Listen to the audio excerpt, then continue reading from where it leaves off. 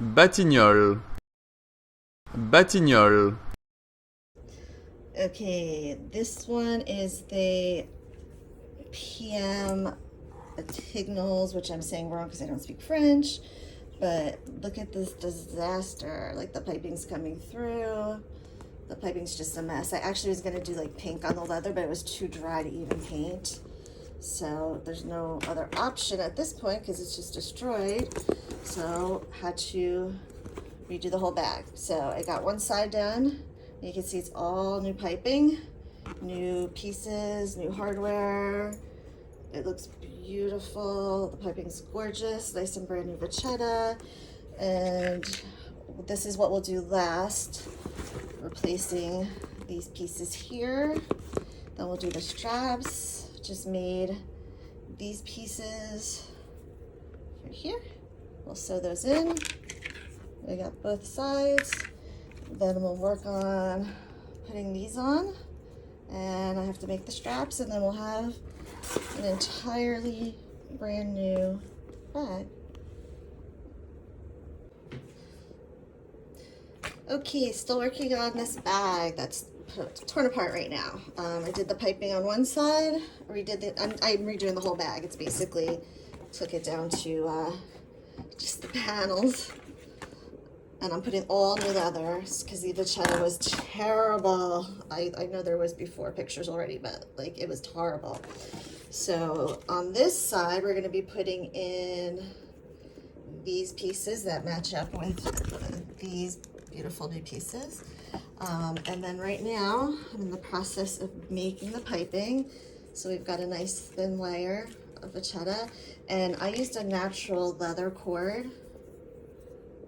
You can see it, and I'm gonna put it in the middle instead of using a wire, which Louis Vuitton uses. I wanted to keep it all organic, and I like using leather. And I think they did used to use leather inside. I've seen some bags with the leather for the piping instead of the wire. So it will come out great because it looks really beautiful over here. And it's funny to see the bags totally torn apart like this, but it's gonna be amazing when it's done, and I'll be back to show you how the piping comes out. Okay, the piping's been put in, and it's set. Ooh, got a little hole there. All right, it's glued down so that it can be sewed on. There's really no other way to hold it in place other than to glue it. I know that Louis Vuitton has machinery that can make it so they don't have to glue it, but we have to glue it. And every other cobbler I know does that too. And now we're going to put it on the machine, stitch it down, and then I'll turn it inside out, but the piping looks good, all put into place. And let's give it a go sewing. Okay, the piping's sewed on. This was the side that I had done already, and this is the one I just put on. And you can see the piping came out great. Brand new, looks good. So you got to see how that was made. And then these two pieces will go together here. Beautiful corners, brand new. Oop, might have to fix that a little bit. Looks great. Okay, so here's the bag with both piping sides on. So it's starting to look really, really nice. The new leather looks gorgeous. So before we do the top trim, I took a look inside. If you can see this base here, this is just a piece of cardboard, which is crazy that that's all they used. So I know, old school, they used to do better than that.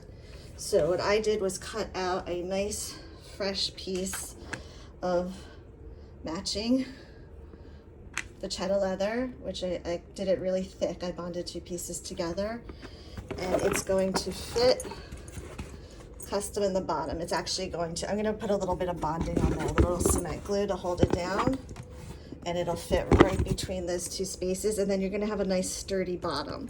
Then I'll put the lining back in. So this is the lining, and again, this had on the bottom, I should have kept it, but it was so gross I threw it out. It was getting all wrinkled and everything. It was like a little piece of It almost looked like the dryer sheets you put in the dryer. I don't even know what purpose it served. Anyway, as they should have done, I'm gonna put some real nice leather on the bottom to give it some support. And this bag is just too darn adorable. It's like a nice perfect square. It looks so chic, but like a lot of these bags, the bottom touches on the piping and it ruins it very quickly. So I kind of collect hardware wherever I can find it on bags. So I'm gonna put feet on the bottom. So I'm gonna put these 4 pieces here, here, here. Oops, here they are. And it's gonna be really nice that it'll not sit flat on the piping. It'll have the little feet too lifted just enough so that they take the hit when you put it down on a table before the piping. So I'll be back to show you what that looks like. Okay, the feet are on. Oops, left that harder. This looks great. It's so much nicer. So do you see the feet with their stuff in it? There's like stuff in your purse. The feet are going to go higher than the piping. So it's going to keep the damage off the piping. So even though they didn't do it this style, the newer bags, they add feet to almost all of them. So I think it's a huge upgrade for whoever ends up getting this bag. Even if I end up keeping it myself. So it was pretty easy to do. And then I put the bottom, the really nice leather, which no one's gonna see it, but it's underneath. It's gonna be underneath the lining. Oops, sorry, filming and doing this. So the lining's going to go right. Okay, so the lining's going to go in. I'm going to attach it, and then that nice leather piece is right on the bottom, which no one will see, but I know it's there. And then we're gonna put the lining in, and I'll be back to show you how that looks. Okay, we've got the top trim. I had to thin it out because the leather was a little too thick, so now it's nice and thin. And we're gonna put this all around the perimeter here to the top trim. And then I will get busy stitching it on. And I'll give you a peek back once I put all the placement of the trim onto the back. Okay, I went ahead and put the trim on and then stitched it on to the top. It came out pretty good. Of course, it's a used bag, so some of the inside rippling is just because it's picking up, it's a thin leather on the top trim, so it's picking up whatever's underneath.